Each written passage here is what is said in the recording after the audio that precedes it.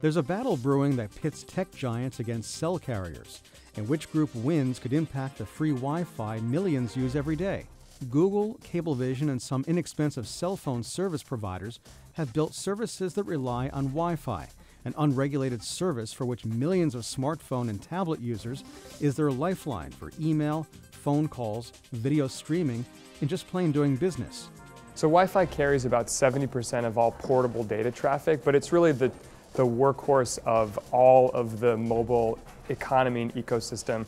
People have it on their laptops, they have it on their smartphones, they have it on their tablets. People use it for absolutely everything, and the key is that it doesn't have a data cap, and most often it's faster than wireless networks that most people connect to. Enter LTE-U, or a modified version of what is commonly known as 4G, which will be launched next year by companies such as Verizon and T-Mobile to manage the surging demand for video streaming and web surfing.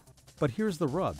LTE-U will take up some of the same free airwaves currently used by Wi-Fi networks, and that has Google and T-Mobile fuming, claiming the move will reduce the speed and quality of their Wi-Fi connections. But Verizon tells the Wall Street Journal, every test that we've done shows that LTE-U is as good of a neighbor to Wi-Fi as Wi-Fi is to itself. Why would companies put LTE-U in some of the same space occupied by Wi-Fi? Well, for that, you have to follow the money. In the last Spectrum Space auction, the FCC raised more than $40 billion, including $10.4 billion from Verizon, and next year's auction is expected to fetch even more. So who wins? Well, that's still unclear because there currently isn't a broad set of rules governing the use of unlicensed spectrum. Anybody is free to innovate any kinds of new wireless technologies that they'd like on the airwaves. Wi-Fi just happens to be the most common of the technologies that are used.